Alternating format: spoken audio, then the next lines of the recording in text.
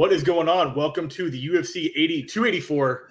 84 was BJ Penn and I think Sean Shirk, Bedlam. This is 284, 200 years in the future. Why do you know that? Because I have this thing in me because I just love that card. I think that was Kendall Grove and Jorge Rivera. Remember that fight? No. Oh my God, I was right. It was BJ Penn and Sean Shirk. Yeah. I remember BJ Penn and Sean Shirk. That was a good fight. I like that fight. Yeah. But that's not the fight we're talking about. The fight we're talking about tonight is the Double Thunder from Down Under, 2 title fights, and not without controversy. Recap show. I am excited to talk about this because a lot of things that I don't think any plane of existence.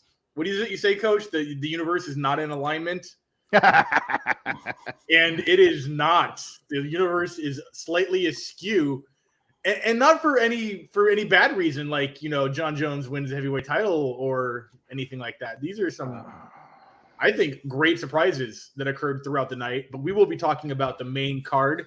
We put in our predictions last week, and we are going to talk about what actually went down on that. I would say a great top to bottom card. What actually went down under. Exactly. Yes, in Perth, which is even more down under than the other side of Australia. So, if I could say something before we start, I just want to congratulate. They made the announcement that Jans Pulver made the Hall of Fame, which is much overdue. I love the reaction of him being on UFC on Twitch, catching them do it. They caught him by surprise. What a great reaction. Like I said before, he deserves it. He was one of those guys that was tough as nails, and it was good to see him very emotional for a moment like that. And for them to catch him right there while he was live was probably the best way to do it. Yeah, the first official UFC lightweight champion with a pretty competitive win over BJ Penn. If it went to BJ Penn in that first fight, no one would have been surprised. I think Jen actually, if you look at the reaction, he definitely put his head down when they were announcing the scorecards. He's like, I fucked up. And then he didn't. They gave him the belt. He won it. He carried that division for, it only lasted in its first run about a year. Yeah. There wasn't a whole lot of competitors back then that were at that level, and the UFC was really not focusing on smaller weight classes. But back then you had Cal Uno, BJ Penn, Dean Thomas, even from way back then. Yeah. Really early Eve Edwards, Josh Thompson. So it was like the top 5 was the whole division back then, and for him to tear through it all, an absolute pioneer. And I do love how they announced the Hall of Famers. They don't tell them they're going in the Hall of Fame. Until they announce it during the live broadcast, and that's something that I enjoy because those reactions, like you said, are pure gold. So I remember when they did that. They did it for it was before that. It was like Bonner and Griffin for their fight. Craig Guida and Diego Sanchez went in. They were all in the audience, and you got to see the live reaction. So this is a trend that I enjoy. Congrats to Little Evil, Jens Pulver, and original Militich fighter right there too, an OG when they were called the Black Legion before they were Militich Fighting Systems and all the other 30 different nicknames that team had back then. So nice, absolutely deserves it. Yep. So when it started, there were no weight classes. Then UFC 1, 2, 3, 4, and 5. There were no weight classes. Maybe 6 also. I think they did. I don't think they had any legit weight classes until Dana took over. I believe it was. Well, then they had 2 weight classes. Yeah, 185 and up, and below 185. And then they had 4 weight classes, and then the Zuffa era, they actually started having real. It took a long time. It took a long time in the Zuffa era to get that 155 title up there. Yeah. Well, and you mentioned Sean Shirk and BJ Penn. Yeah. And Sean Shirk and fought not in the UFC, but outside of the UFC, Matt Hughes at 170. Sean Shirk. At 185. I think he was booked to fight in Pride at like 185, and I think he took a firework to the face. I think that's the story. Yeah. Something like that. So these guys that should be bantamweights or featherweights are fighting at welterweight because you either fight there or you don't fight. So yeah. Even BJ Penn himself, he couldn't get a 155-pound fight in the UFC, so he had to take the 170 belt from Matt Hughes. And that's why that fight came about. Yeah, and BJ Penn and Lyoto Machida fought at heavyweight. Yeah, well, it was like 206. Fought each other at heavyweight. At light heavy, That was in Inoki Bumbaya for Antonio Inoki's company too, I do believe. Oh, Gesundheit. Yeah. I'm gonna look that up for the kids at home. Yeah. Let's see if I'm right. No, that was back in like 2003 or some shit. BJ Penn, 2005. Oh, that was in Heroes. That was Heroes. Okay, so I was close. Still Japan. Cool. But let's get back to this card. We had the first fight of the night. We had Jimmy Crute versus Alonzo Menafield. I do believe I did predict an Alonzo Menafield blowout in the first round, and we were very close to that happening multiple times in the first 7 minutes of this fight. Jimmy Crute came out well enough to look like he was going to win the fight. And then he started making these crazy mistakes. Almost like he got hit and was like, nah. And he just started charging, and Alonzo was just countering him and dropping him. I mean, he went bow-legged up against the fence with like 30 seconds left. I'm like, oh, this is not good. I wonder how much he actually remembers. Yeah. I'm not joking. I'm not joking, but yeah. No, seriously, yeah, for real. And I after that, I was like, oh, it's going to take one more punch from Menafield in the beginning of the second round to just finish this off. And the freaking fight went all 3 rounds after that. It went to what I would consider, if you could ever deserve a draw, this might be one of those fights. I remember Coach saying this is like, this is a bar fight. It's a drunken bar fight. But a lot of entertaining fights are like that. Giant drunken toddlers was actually what I. Yeah, I mean, if you look at the great fights that would fall into that category, I would say Shogun and Henderson 1 was a great fight that felt like that. Arlovsky and Travis Brown absolutely was just a drunken bar fight, but it was entertaining the whole way through. Like, sometimes the technical fights are great, but like this is just like, oh fuck, this is just a car wreck. 2 cars hitting each other over and over again. And it went to a draw, which, I mean, sure, I guess. I don't think they're going to throw this back again. I don't see a reason why they would need to do a rematch. This fight really didn't matter in the rankings, in my opinion. So throwing it back isn't going to solve anything. I think they sit where they sit. Yeah, I think the only thing they would have done was if Menafield won, he probably would have broke into the rankings because I don't think he was ranked yet.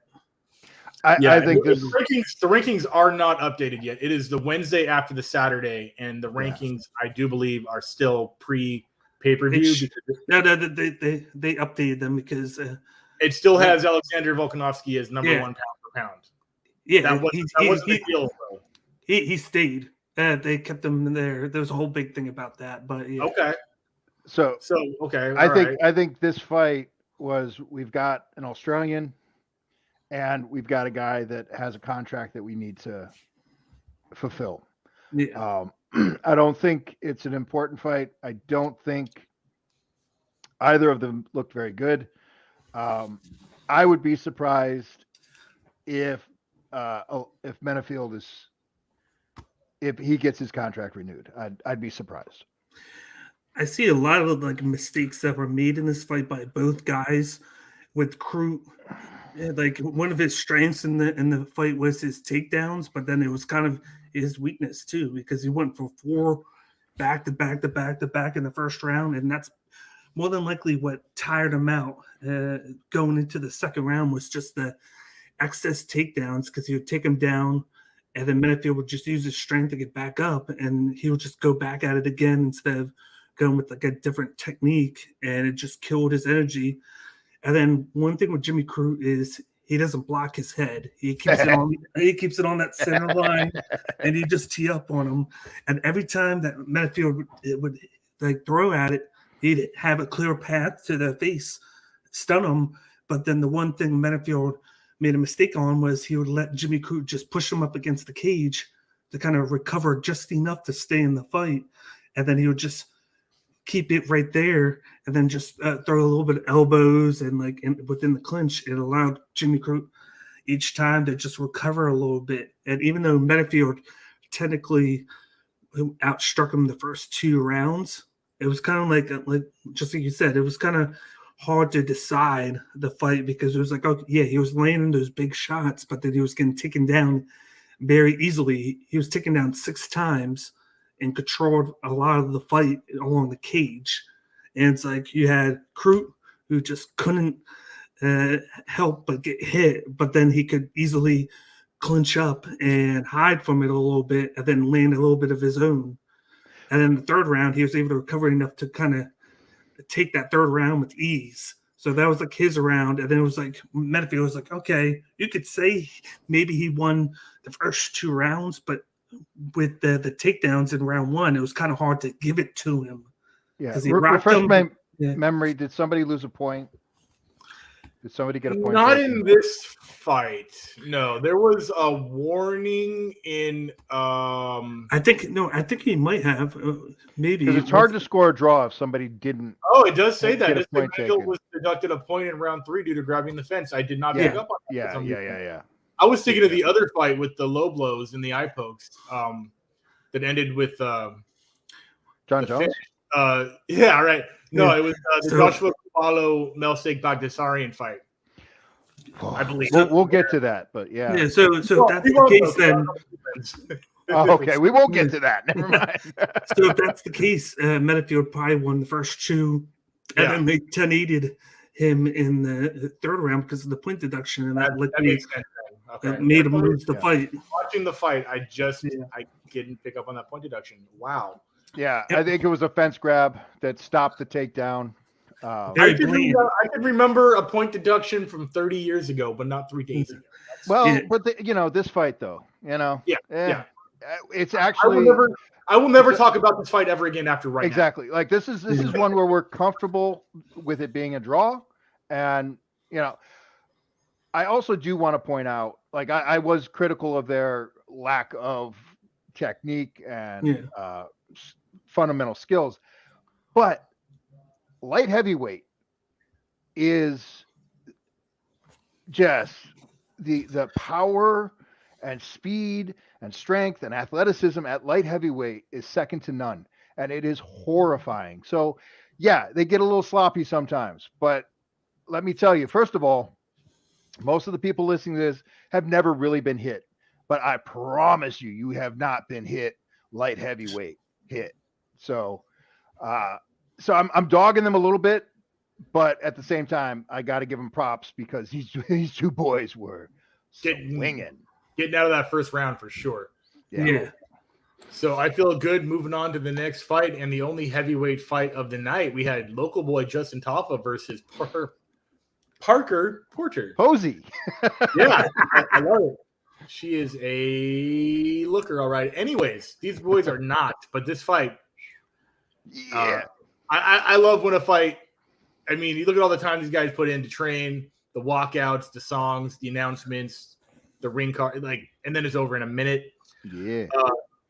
I think I don't remember who I had in this fight. I think I had Justin probably by KO, and just classic heavyweight mistake where you just charge at the guy and you just got to land that little left hook on the inside, and he just went down like a bag of bricks. A large bag of bricks at that. Both of them hit the heavyweight landmark of 265 roughly. I don't train MMA. I don't understand why you would charge in like that from a couch potatoes point of view. I see why you don't, and I have no idea why you do, and we saw why you don't. Well, why you do is because they're heavyweights and because they're 265, which 265 probably means closer to 285. And they don't have the footwork. And so they're just trying to close that distance. And it actually takes a lot of skill to land the shot. So they're taking a poorly calculated risk, but they're saying, I'm going to charge in. You're either going to knock me out or I'm going to get in and we're going to grapple. So, and they get away with it time and time and time again. So they develop those habits. And then when the pressure's on and when you're under fire, what you do the most is what comes out. And so that's what happened. But yeah, as you said, this is why not to do that. Yeah. And I mean, Tafa with a clean inside. I mean, it was a short left hook. This was like a Was it left or was it right? It was the left on the inside, and then he followed it with a right on the way down. I promise. Okay. There's one small mistake that Parker Porter made. I caught it. And that was signing the contract, or that too. But I rewatched it right before he came on. What Parker Porter did, like he had success with that leg kick and then left wide punch combination. He did it a couple of times in that 1 minute span. But what he did was when he went in, he feinted to the left and he went to throw a wide hand shot. That's what he was trying to do. But Tafa read it and threw a straight left right to the inside. So he hit the mark before Porter could hit him with the wide shot and left Porter wide open because he went like this and he just went boom. That's all he had to do to knock him out. It was one mistake that cost him the fight when he could have just continued to do what he did because he was having success. Just leave with that body kick and then follow with the left-hand shot.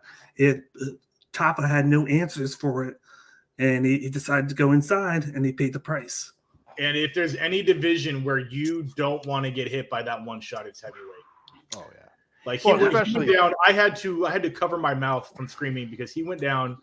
It almost looked like it lifted him off the ground and he face planted like a skateboarder that hit a curb. Yeah. I was like, holy shit. Tafa walks out of there without a sweat. I don't see him getting ranked, but I would love to see him get a stateside card. I want to see him. Yeah.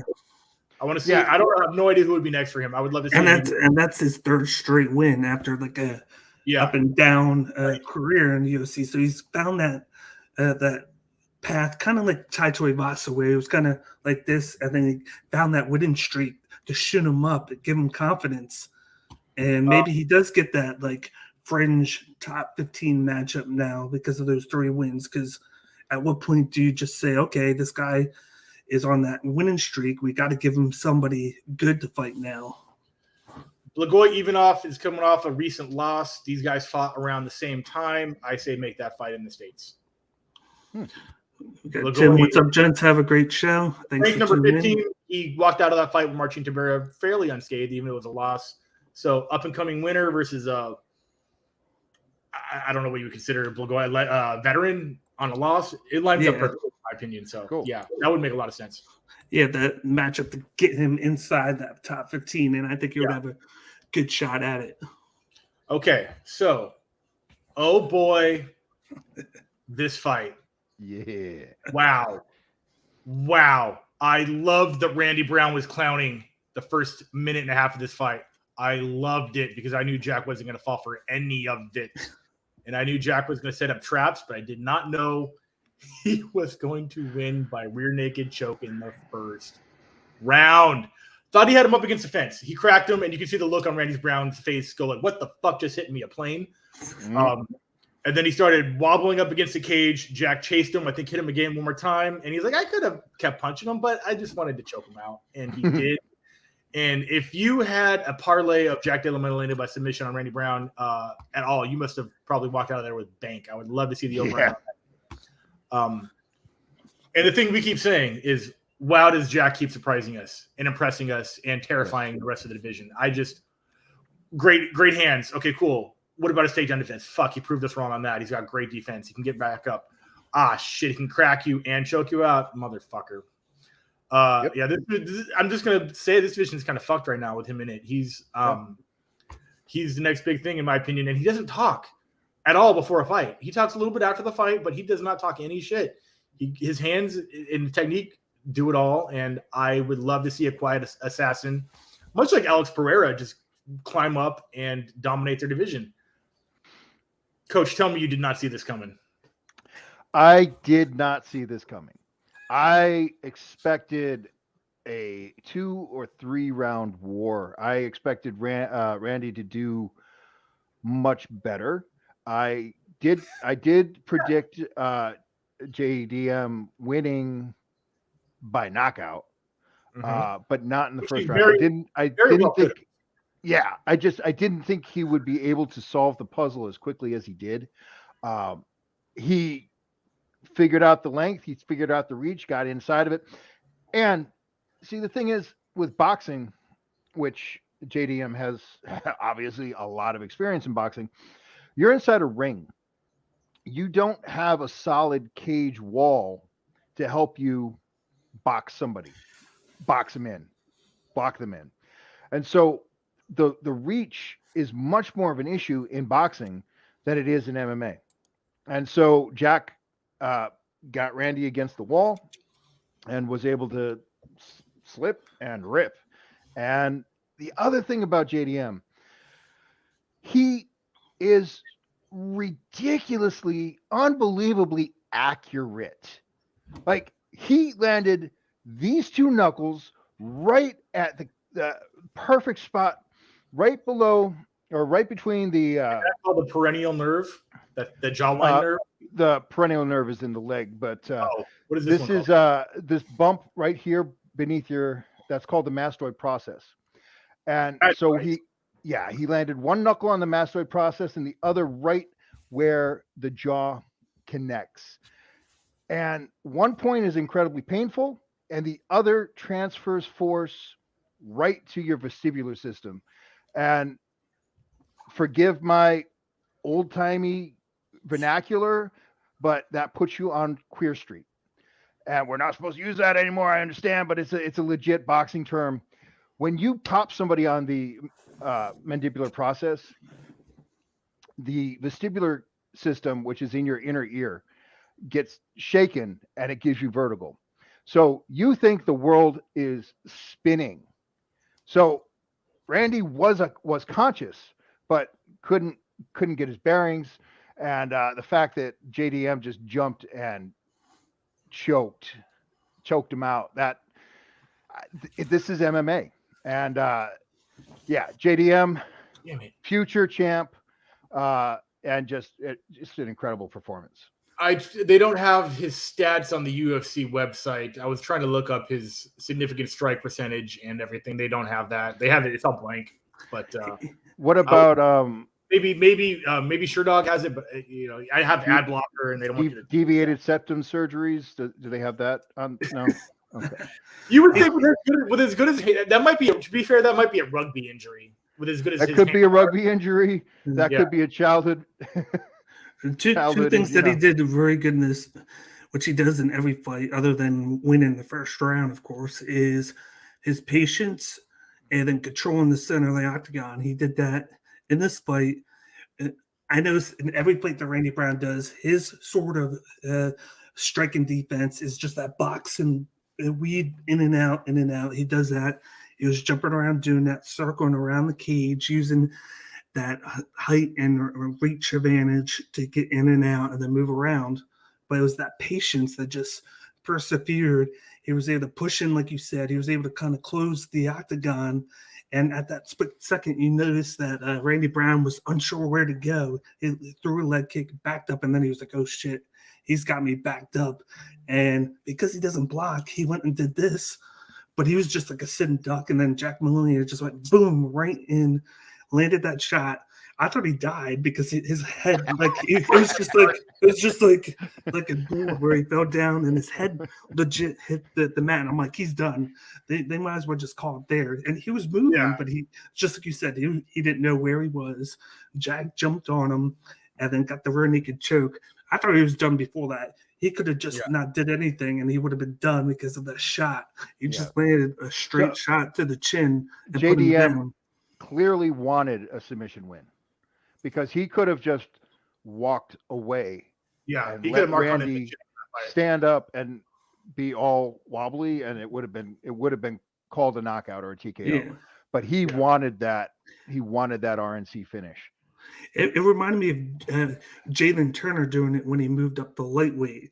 He wanted to kind of show everybody that he wasn't kind of like a one-trick pony, and he emphasized when he would stun people and then they kind of fall down a little bit, he would want to go for the submission to be like, hey, I can do this too. Like I'm a threat. So it's kind of like a warning shot to everybody else in the division. Fighters are like that. They collect wins kind of like gamers collect like Yeah. the little trophies or whatever. Like check. I understood that reference.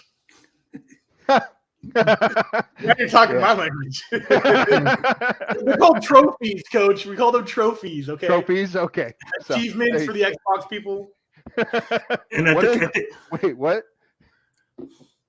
What are they for the Xbox? Oh, achievements. They're trophies on PlayStation. Achievements on Xbox. Oh, one more reason Xbox is lame. And he breaks the top 15. I think he is at 14 now. He's ranked number 14 in the division. He finally got his ranking. Crazy. Yeah. Crazy that he's only 14. But he's just gonna keep climbing and chewing. And when you look at, I mean, he called out Vicente Luque, which I think is absolutely the fight to make. There's no reason he can't make that fight. Vicente Luque is at 9 off, I believe, a loss. That's off the top of my head. I could be wrong. I was thinking either him or Neil Magny, one of those two, depending on who you want to do. And so Luque is off of 2 losses. Bilal and Jeff Neal, who KO'd him. Yep.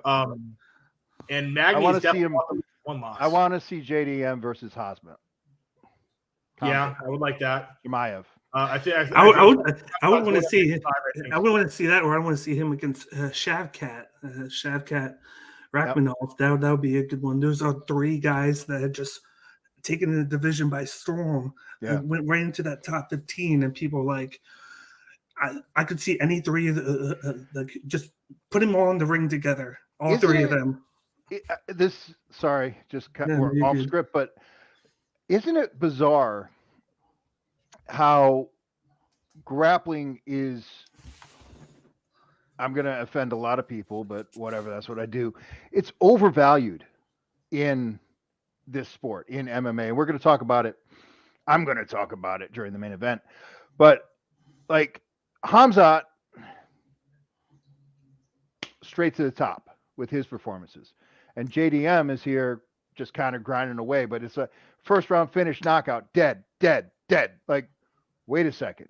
And because it's not as brutal or violent, as explosive as Hamzat, but at the same time, he's finding that light switch and bang, it's off. It's this. This is the difference between those 2 guys. Is Hamzat goes on social media, he talks the talk, and then that makes I just wanted to talk shit about grappling. Yeah. Really. But but you got 2 guys like Shavkat and Jack Della who don't talk at all. They just let the fight and do the talk themselves. And that's good if you want to move up, but they're going to slow play you because it's like, okay, we can kind of slow play him because he's not talking. So the people aren't going behind him and be like, hey, this guy needs a fight. Whereas Hamzat is doing that. He's getting the people involved. The people want to see him fight somebody good because he is on social media. He's putting himself out there, and that makes money. And both strategies, I like both. I like a fighter putting in the work, getting the experience, climbing the ladder. That's a good strategy for a long career and a long legacy. However, the other strategy of getting to the top as fast as possible and making some money is also a respectable strategy. So I just and winning. Right. Yeah. Oh, winning. Huh. And finishing your fights, finish your opponent. Yeah. And once more thing that I like with Jack Della, him and Jenkins, who was on the prelims, Jack Jenkins, their leg kicks, very undervalued, is their leg kicks. And what they do, he landed a good shot to the calf to Randy Brown that scared him and made him back up and then circle around. He didn't get a chance to do it again because Randy Brown avoided it, but he's been throwing some crazy good leg kicks. And then seeing Jack Jenkins, fellow Aussie, I feel like the Australians are very underrated with how they throw those snapping leg kicks and how much they hurt. That they make an emphasis on the boxing and then those leg kicks, and that's why they've been so successful. It's just like a mixture of everything and just their preparation. And I think something has to be said about how close Perth itself is to Thailand. It's I think even closer than Los Angeles to Hawaii is. So being able to get there, I know Coach has some polarizing opinions about like Manel Cape. And then they came out with the story of Jack that he lives 15 minutes away from RAC Arena where they fought at. And instead of staying at the hotel, he stayed at his home. Wow. Volkanovski built the studio. He built a dojo there in Thailand. So I mean, going to the source of some of the best leg kickers to ever exist has to definitely be a huge credit to them. Yep. And in Australia, they don't have a lot of the same, like they don't have a strong wrestling culture, but they do have a very strong boxing and kickboxing culture in Australia. John Wayne Parr, for example, legendary Australian kickboxer. Yeah. Carnage. Yeah. Okay. So now we are moving on to the first title fight of the night for the interim lightweight title. I mean, not lightweight, the one below that. Welter, what's it called? Bantamweight? It's bantamweight. Yeah, interim bantamweight. Bantamweight. No, it's just featherweight. This is featherweight. Yeah, because Bantam's 35. So this is 145. Yeah, it's okay. Okay, so everything we said about Jack, let's just edit that just a little bit. Before this fight happened, if I said Yair were to win this fight and face Volkanovski for the undisputed title, I would have not given Yair a snowball's chance in hell. This version of Yair, I think, would have a much better chance. I don't want to say he would absolutely destroy Volkanovski, but there are a lot of things I saw in this fight that I had never seen from Yair, as far as the speed and the power were next level, the accuracy next level, his ability to mix up the shots, but then always go back to that one liver kick, completely unpredictable. Threw Josh Emmett off his game within, I guess, 3 shots. I think he threw a jab in that body shot. The first one that landed, I think is speculation. I don't know if it's been confirmed, broke Josh Emmett's rib. That may first off, Josh Emmett came into the fight with the broken pelvic bone or hip or or something like that. So he had already come into the fight with a bad hip. So I think those kicks would have done if nothing on Josh Emmett was broke before this fight, it would have been after regardless. That first kick that you saw Yair hit and the way Josh reacted, it sounded like a sledgehammer to watermelon and looked even worse. And then to mix up the shots, the stances, the techniques, this was turbo Yair. Just everything was ramped up to 12 for this fight, and he really proved that he wanted to be in there and wanted to walk home. He's not walking home. He wanted to walk out of the cage. It's a long walk to Mexico City from Perth with that belt. You know, we saw his mother ringside. I don't know who this was. This wasn't Yair, right? This was a Super Pantera. And then to finish the fight with a fucking triangle choke. Who had that on their bingo card? Nobody. Right? Nobody. Nope. And you're like, oh, well, if Josh gets him down, it's just going to be Frankie Edgar all over again. And lie detector proved that was a lie. So, yeah, I am very excited to see Yair versus Volkanovski, which is absolutely the next fight for both of those guys. And closer to when that fight is booked, I may not be ruling Yair out of that as much as I thought. I may even think that with the way he performed and his speed, range, and power combination, he could finish Volkanovski, especially after what I saw in the main event where Volkanovski definitely got rocked more than a few times. We got Ivan saying Viva Mexico. Yeah, Viva good fighters, regardless of where you're from. I like Mexico. I was able to come on last week. They got great beaches. I was able to come on last week, but I told, as soon as you guys came off, I told Ivan, and he would back me up. I was very confident that Yair was going to win. I actually picked him 4th round KO just because of the matchup between these two. I felt like it was a bad matchup for Josh Emmett just with the leg kicks coming in. A lot of people didn't put any emphasis on, even though he lost to Max Holloway, he sent Max Holloway to the ER because of those leg kicks. It's just that he didn't have enough volume to overcome the volume of Holloway, but it was close. They went back and forth. There was a lot of the rounds. He lost, I think, 4-1, but all those rounds were very tight-knit.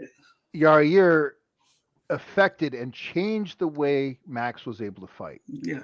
He took Max out of his game, and that's a yeah. So go ahead. Sorry. But he came in there. I thought the leg kicks were going to be a problem. You got Emmett. He does wrestle. He just doesn't use it enough. He relies a lot on that right power hand. He averages 1.5 knockdowns a fight. And then he gets a little bit tired towards the end of a 3-round fight. So I figured the longer the fight goes, the volume output and just the legs being damaged from the leg kicks were going to slow him down. I didn't think it was going to be this bad coming in here because he hit that stomach kick. He just, everything, you mentioned it, I think, Chris, before in the chat, like he didn't repeat any strike that he had. Everything was different that he threw. He threw at the stomach, he threw at the head, he did a couple of spinning leg kicks because 70% of his strikes, all the leg kicks. He's a Taekwondo fighter. But he was able to mix in just the hand strikes too. And he was just very quick. He has probably the behind Volkanovski or maybe the same cardio-wise. He can go 5 rounds and not get tired. And he just kept on throwing. He had no fear whatsoever in Emmett. He didn't allow Emmett to get going because he just kept on throwing those leg kicks. And once he got hit in the stomach the first time, you saw him go like this and then back up. Oh, here we go. Go ahead. I was looking for the stats on the fight. Yeah, and that's when you know a fighter got hit in a spot and it's affecting him very badly, and that's what happened. And he just took over. And I forget how the triangle came about. I think he tried to take him down. It got reversed, but then he was just able to lock in the triangle. I just think Josh Emmett was too hurt and too tired at that time to really do anything to it, and Yair just dominated. This was a great performance from him, start to finish.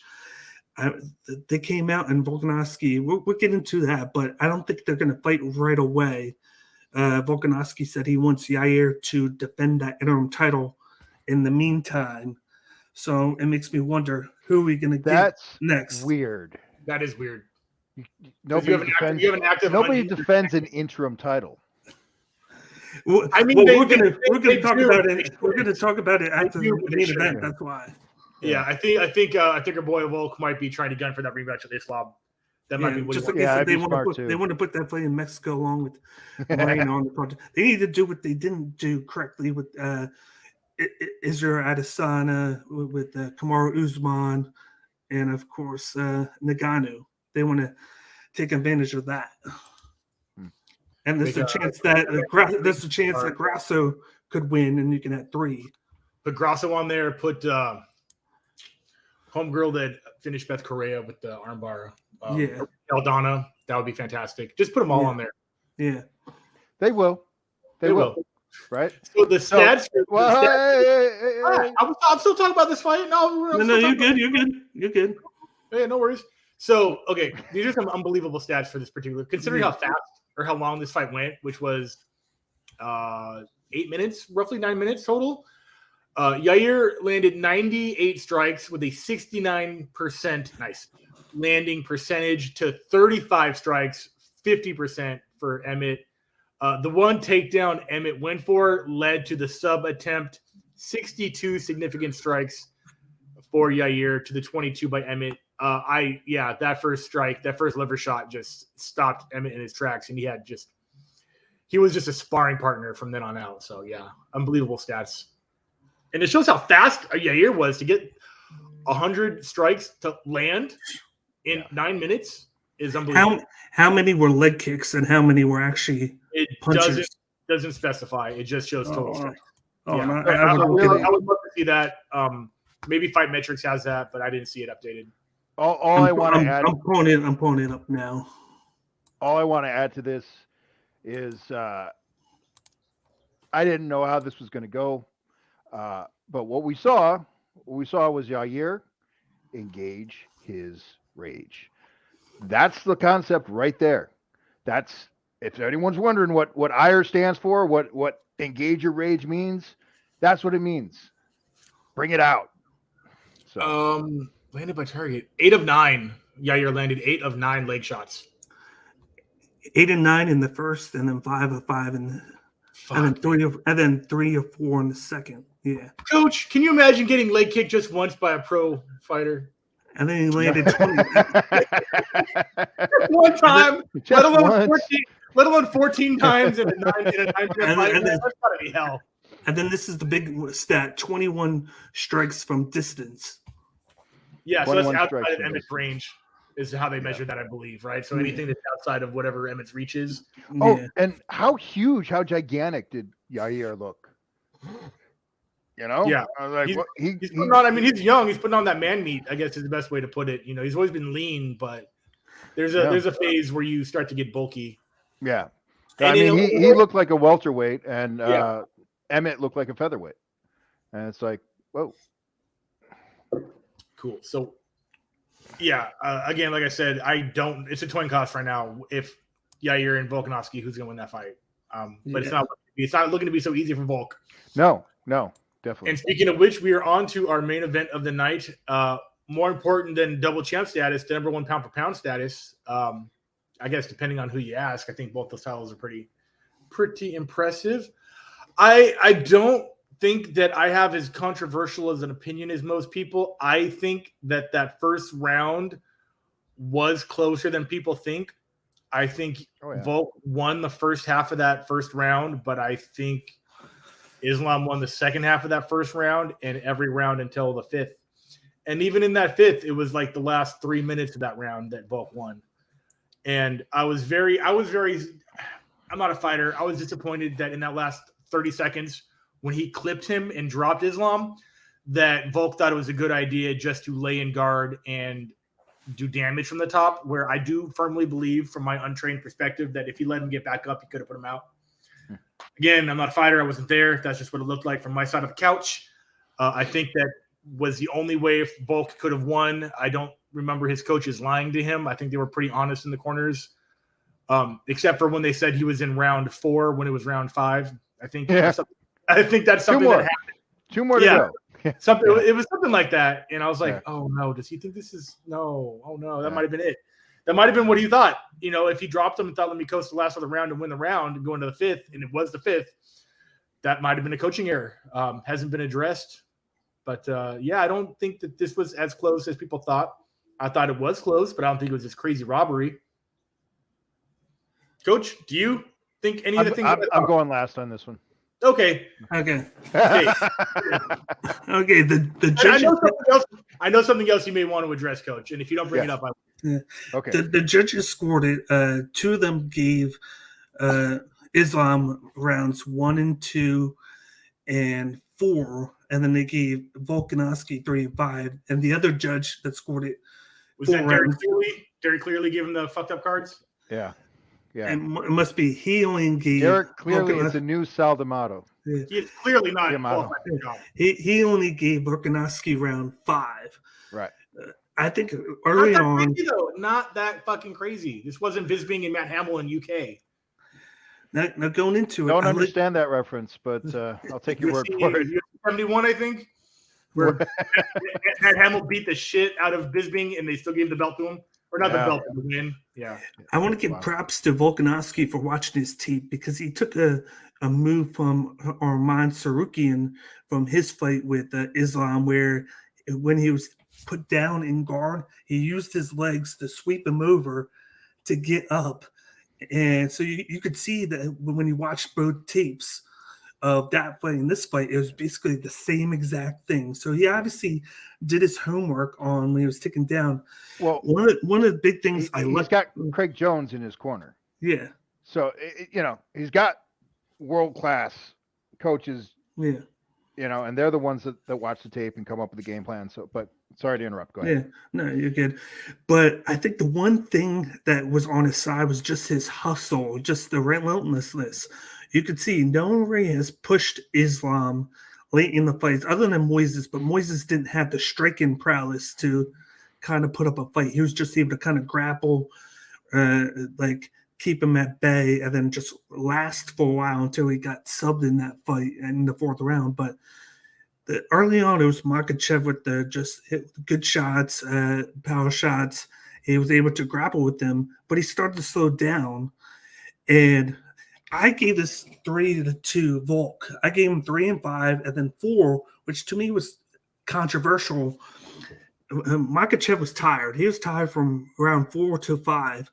He put him down. He had 3 minutes of control time. But where I have that round of Volkanovski is the fact that Makhachev put him down on the mat, held him down for 3 minutes, didn't throw any strikes. He just did the lay and pray technique. And while he was doing that, just going from behind, you got Volkanovski just landed shot after shot. He was doing the fucking Kona Crunch shit, dude. He was like, yeah, bro. Yeah. Which I'm really entertained, but that does not win you the round. That does not. But depends on the judges. Yeah. I guess, right? You have enough energy to play to the crowd and talk some shit. You have enough energy to hand play and get around and spin out of the guard.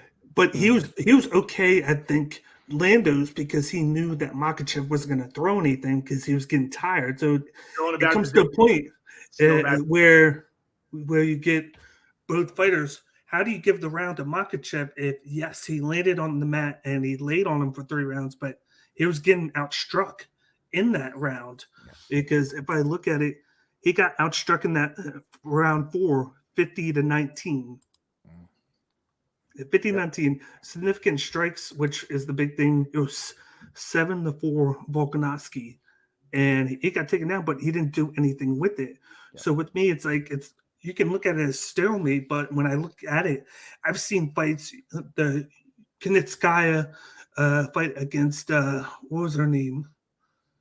What was her name? She just fought and lost. Well, Kunitskaya was basically just thrown on the mat for 3 rounds, but her opponent didn't throw a single thing, and Kunitskaya was just doing the same thing all 3 rounds, just landing from below.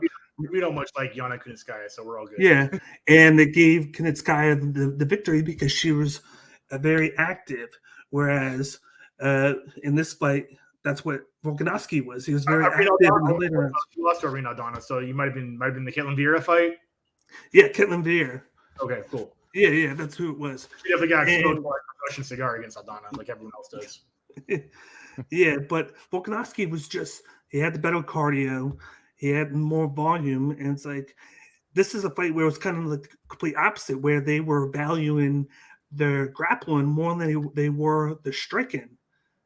And they've been doing the emphasis on changing the judging to make it more 50-50, but then you go and do a judging like this where, yes, he controlled him on the mat for 3 minutes in that round, but he didn't throw anything. So how can you truly give it to him if he's not being active? He's just laying on him, hoping that he could get a sub or keep him from throwing, and he couldn't. The Volkanovski just kept on moving positions, throwing from behind, because he knew, if you're not going to throw anything, I will, and I'm going to get the judges to flip the round to me because I'm being active, but they didn't. Every judge gave the round to Islam, and it just dumbfounds me that they want to fix this, but then they go and judge this way, where it's the old way of judging is the lay and pray to victory. Yeah. So think of it this way, but the problem with scoring MMA, there's myriad problems, but where to begin? What's that? Oh, so yeah. Where to begin? Okay. They just took boxing's scoring system and stuck it on MMA, and boxing's scoring system doesn't even work for boxing, right? The 10-9 must system is silliness, but that's also intended for 10 or 12 rounds. Right? We get 3 rounds or 5 rounds. So it's a flawed system, and it doesn't work for MMA. Now, add to the mix that the judges are not coming from the sport to judging. They're coming from government jobs, working for commissions. So they're not competent, and they've never fought. Some of them train, but if they train, they only train jiu-jitsu or Muay Thai. They don't really train MMA, and they haven't fought MMA. So it's a difficult job with a flawed metric, a flawed scoring system. So even if you get it right, you still get it wrong. To your point, it's like beer pong. Even if you lose, you win. Or even if you win, you lose. Think of it this way: which fighter would you rather be? Would you rather be the guy with another guy's legs wrapped around you, aggressively cuddling you, or would you rather be getting smacked in the face? Now, this isn't breaking any bones or rattling any skulls, but you know what? You're still getting hit in the face versus aggressively cuddled. So the whole thing about control time, but see, even the scoring criteria, effective striking, and effective grappling. Well, effective is subjective, and it's subjected to people's opinions who have no experience and are incompetent. So I actually had Volk winning the fight. Up until the end of the first round or the whole fight? I had him winning the fight. So you had him winning multiple rounds, every round, all the way through? I had him winning the round where whatever round it was, where Makhachev took his back. Okay. Because Makhachev did 0 damage in that round. Round 4. Round 4. Yeah. So I had him winning 3, 4, and 5. Yeah, that's what I had. I had Makhachev just barely winning round 1, and round 2 was meh. It was too close. Or maybe it was the other way around. I don't remember. But I didn't want Volkanovski to win. But the UFC did blur out his T-shirt on when they replayed the footage, so that's good. But I actually, watching it, coming from a fighter's perspective of which guy would I rather be and which guy got beat up. Makhachev got beat up, and he looked like he got beat up. Both guys had the wrong mindset going in. I don't think Volkanovski expected to win the fight. I think he expected to survive and show people that he was better than he is. But when he got in there, he was like, oh my God, Makhachev isn't strong. He hits like a bitch. Da, da, da, da. Okay, well, but you didn't put him out and you didn't fuck him. You didn't. And Makhachev really wasn't in the right mindset. He was taking the whole thing lightly. So I want to see the rematch. I want to see both guys go home, do their homework, and come and fight. That's what I want to see. I think Volkanovski didn't kick in to like, oh, I need to kick in high gear until 3 and 4. And when he was like, just like you said, he came in not expecting to be able to withstand everything. And then he was like, oh, I can. And then he started to started to throw. He has the cardio. He could have went another round. And I felt like if he went around, he thought he was gonna.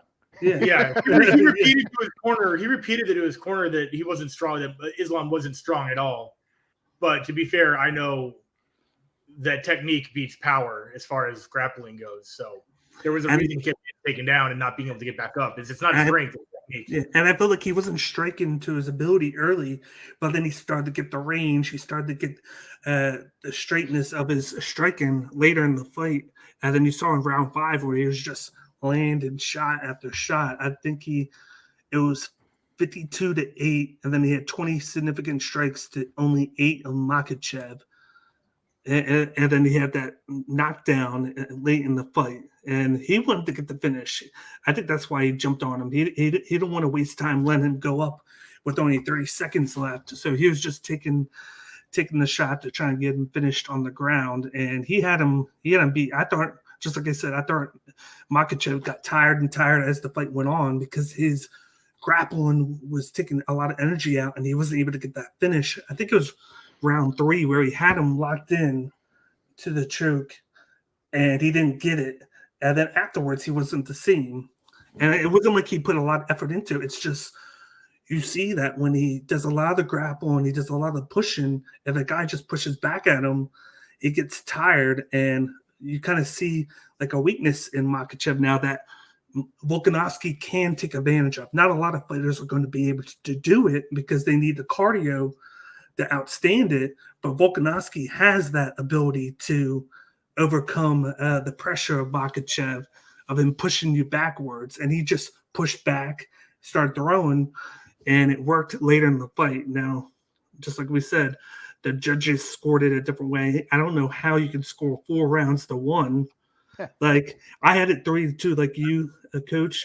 I can see why they would do it 3-2 Islam. I can see it. Yeah, I absolutely. can.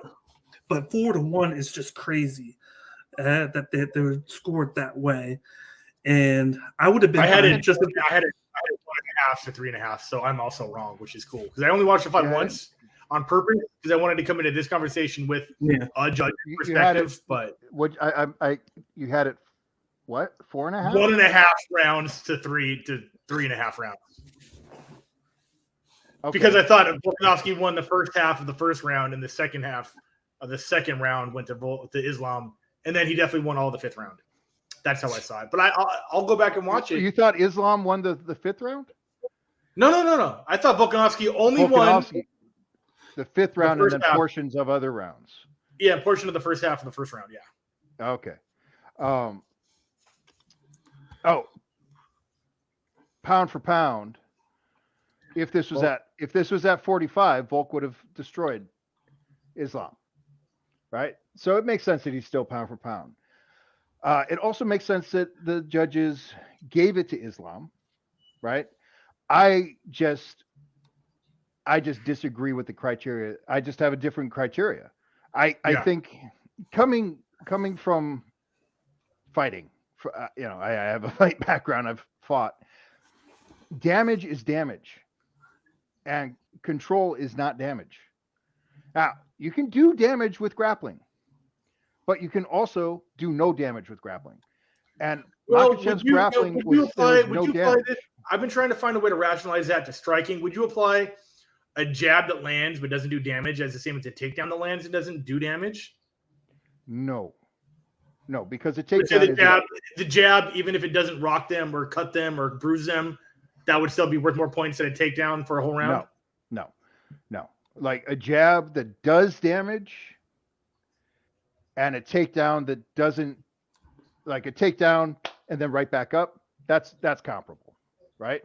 But again, you're comparing apples and oranges, right? But that's what their judging system is like. What's comparable? People are trying to discredit a takedown because someone gets up, but that to me is like a jab that doesn't have any physical effects on the opponent that's visible. Or a jab that does, right? Because a jab it's a non-significant strike. I mean, right? But it knocks people out just like it can, but it doesn't usually, right? So, it's an impossible criteria. And then it's so loose, effective. Well, what's effective? Well, that's completely subjective to the people that are judging, and the people that are judging have no experience in what they're judging. So, but a great example of that was, I think it was Diego Sanchez and Martin Kampmann, which I think was in Australia. Okay. Where Diego Sanchez landed like 200 strikes more on Martin Kampmann, but Diego had like a bloody eye, a bloody nose, and they gave the entire fight to Martin Kampmann because the visible damage on Diego, even though Diego outlanded him by hundreds of strikes. I think those were the two in this particular fight I was thinking of. Well, they have the opposite with the first Lyoto Machida Shogun Rua fight, where Lyoto won that fight. They gave it to him, but he had the damage on his face. Well, Shogun had no damage, and then Lyoto Machida was bloodied up. He had a black and blue eye. He looked like he just got beat up. And he did land more, but he was punished more, and you could see the effects on him. And that's why they made the rematch, was because of the controversy with that. Yeah. Yeah, it's again, it's about that Diego Sanchez Martin Cameron fight, and that was in Louisville, not Australia. Pretty close enough. The thing is, some takedowns fucking hurt. Many takedowns fucking hurt, right? And some grappling positions, Keskatami, crossbody, there are some positions that fucking hurt. But knee to belly hurts. I've had judo guys pass my guard from knee to belly, and I tap them. That is the worst fucking thing ever, because they will drag their knee properly right across your diaphragm, and I tap in like right about here. I'm like, you're just passing my guard, and I'm out. About 20-something years ago, Eric Paulson made me tap. Combat Zone Wrestling. Shout out to Fullerton, my hometown. He didn't have his hands on me. He just focused his weight right on my diaphragm. Yep. And I couldn't get out from under him. I couldn't get him in guard. I couldn't breathe. And so, anyway, he's amazing. But we're not talking about that. We're talking about the how difficult it is to score. Now, my assertion is, if you don't win, fuck you both, you lose. That's how I want this stuff to be. I like this dude, hey man, there's a lot of things Pride did right, and that was one of them. The Bushido rules, judging the entire fight based off the entire fight. I loved everything about the concept of their judging system, besides the corruption Yakuza? in the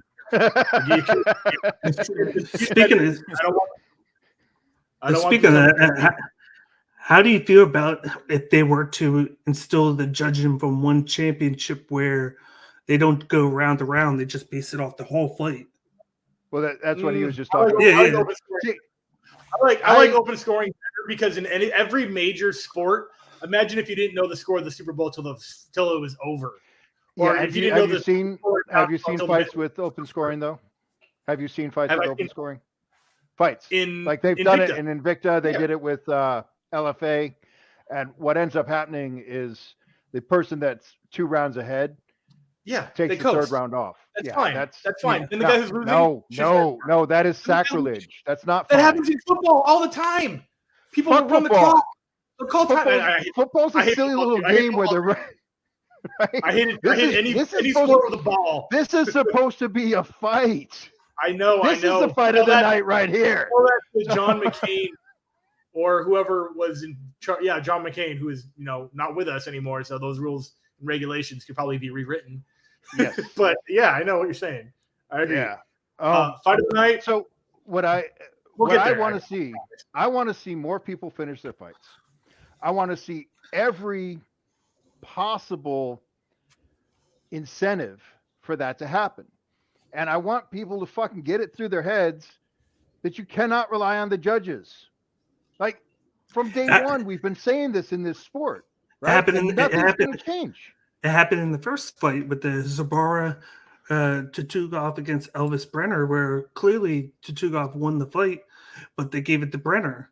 They gave him 2 rounds to 1, which I still don't know how. Yeah, they could give it to him. I remember that happening, but I'm drawing a blank on who those guys were. But that was like early prelims. Yeah. It was early prelims. Yeah.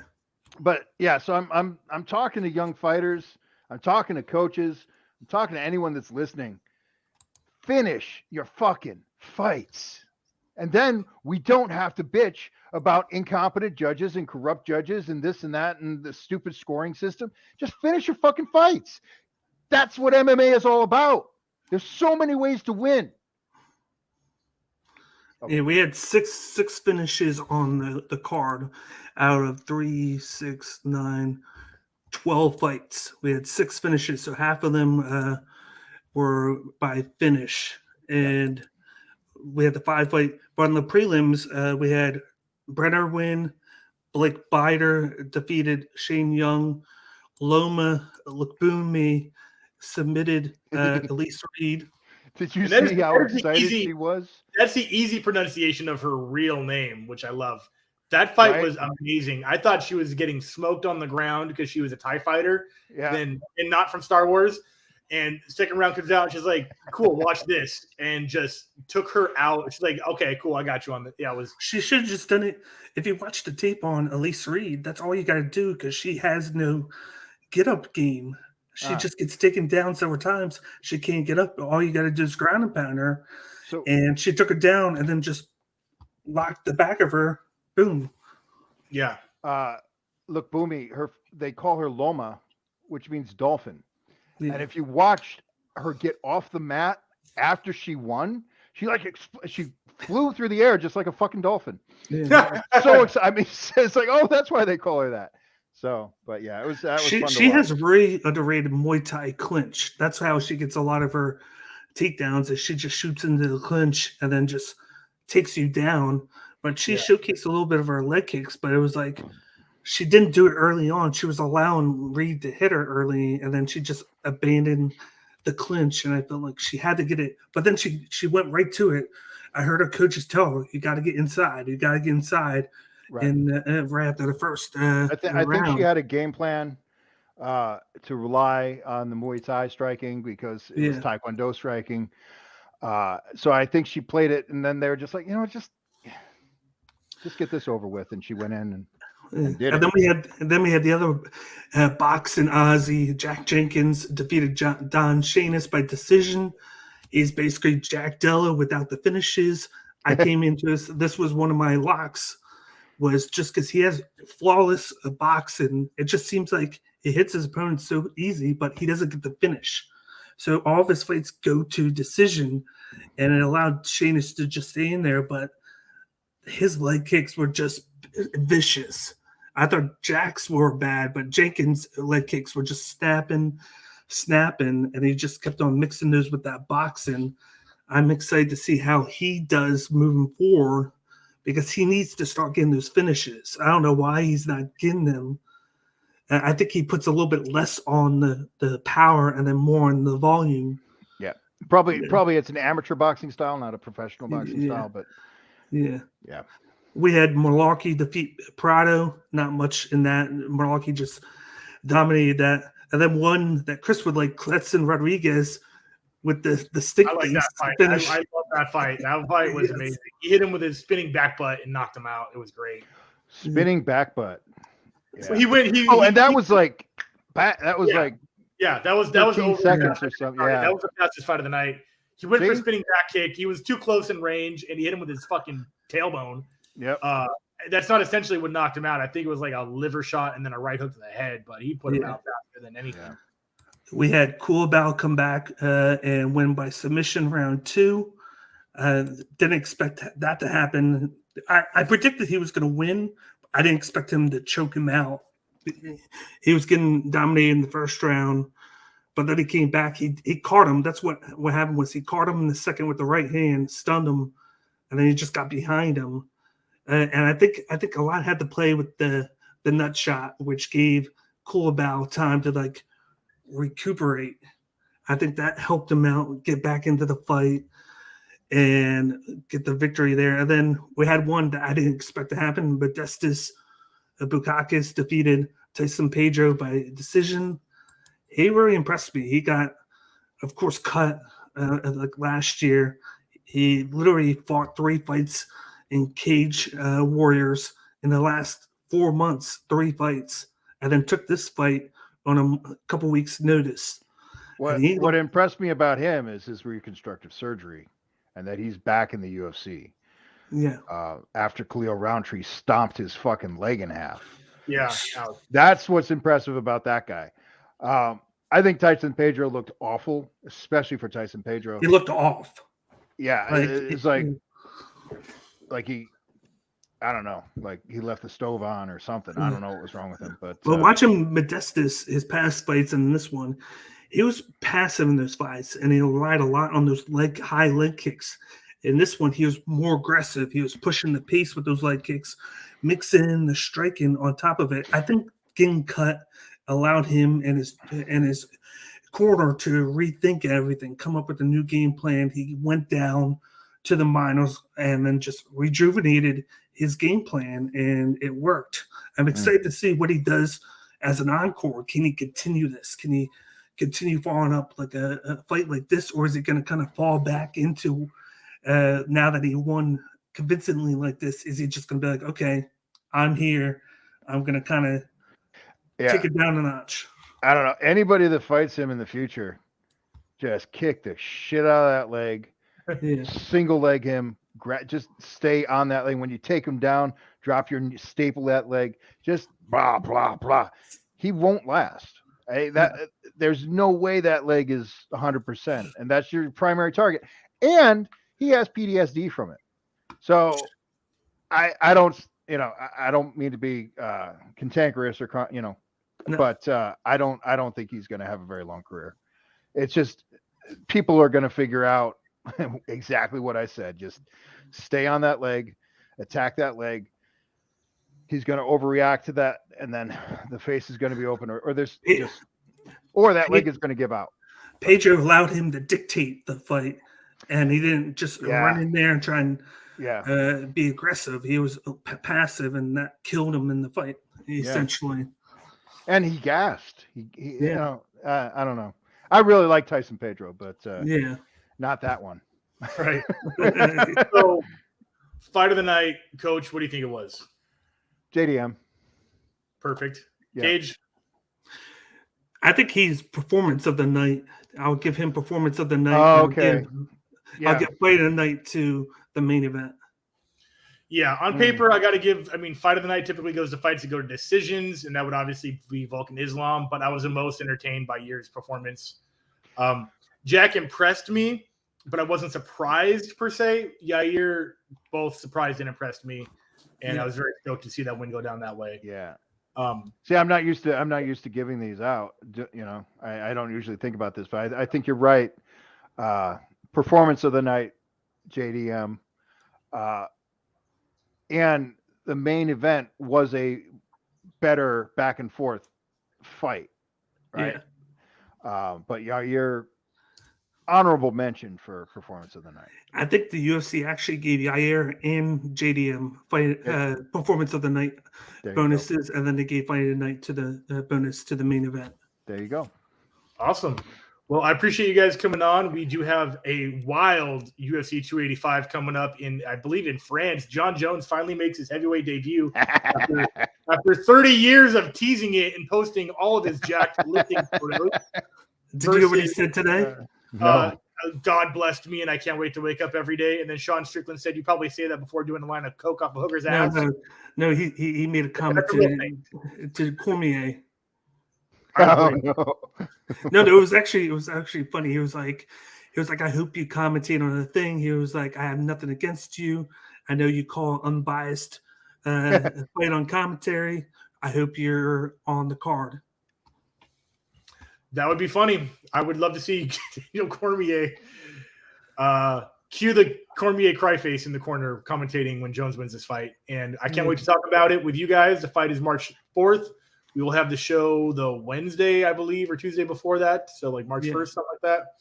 And that is it, you guys. I cannot wait. We got about a month before that fight or less. And I will see you guys on the next episode. Be sure to follow Cage IQ, Circle of Debate, EYR, Engage Your Rage. Coach Rage, thank you for coming on and agreeing with everything we ever say. It makes us feel like we know what we are talking about. Later. Have a good night, guys.